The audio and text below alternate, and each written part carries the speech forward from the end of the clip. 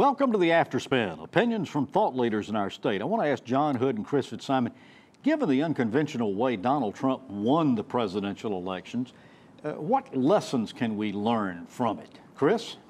Well, I think we can learn that you can run against the establishment, even if it's your own party, and that I think we can also learn that there's an economic anxiety in the country, and a lot of people aren't benefiting from the economic recovery in North Carolina and across the country. I also think we can learn that polls, as we mentioned, have a very hard time not predicting what people tell not reporting what people tell pollsters, but figuring out who's going to actually show up at the polls. So I think there's a lot of people that will know a lot more when people dig into these numbers, but it's a fascinating election. John, what lessons do you think we learned? I don't know that this is a lesson that we haven't heard before, but it's a lesson that needs to be brought home, and it's not a lesson we like to hear. But I think that the Trump-Clinton race in North Carolina and elsewhere demonstrates that opposition is a stronger political energy than support.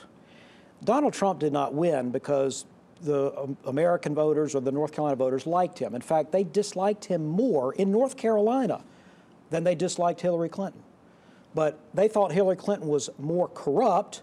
They thought her policies were worse. They came out and voted against Hillary Clinton, even though they personally didn't actually dislike her as much as they liked Donald Trump. They voted for him anyway. This was a political event that tells us that negative energy that gets people energized and turned out to vote is real. He sold crooked It's Hillary. also interesting that it's very rare that any political party wins a presidential race 3 years in a row. It's only happened one time since Roosevelt, which was when Ronald Reagan had 2 terms and George Bush had 1. So structurally, the country wants to change. They don't want somebody to be in power 3 times in a row, and that was built into this election. But he spent less money, used fewer polls, had less of a ground organization and the traditional things that campaign consultants tell us to do. He did all of this and still won the election. I agree with 2/3 of that. He did spend less money because he got a lot of free media.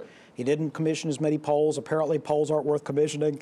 But the ground game is a little bit different. Donald Trump did not set up a ground game, but the Republican National Committee, state parties, and particularly the Americans for Prosperity and the Susan B. Anthony list and the NRA, these conservative or free market groups had an extensive ground game that was in place for years, and that actually mattered a lot. Chris, somebody said it was just absolutely amazing that Donald Trump would decide to appear at a location and it would go out on Twitter, and 10,000 people would show up, and that never happened with Clinton. Right. Well, he's the Twitter candidate. I mean, he's a reality star. He's a celebrity. People want to see him, even if they don't like him. They want to check him out, and he's on Twitter all the time. And the free media he got, especially in the Republican primary, was extraordinary to the dismay of all the Republican. Even though he was running against the media. And it didn't matter. But he used social media better, I think, than did Hillary Clinton.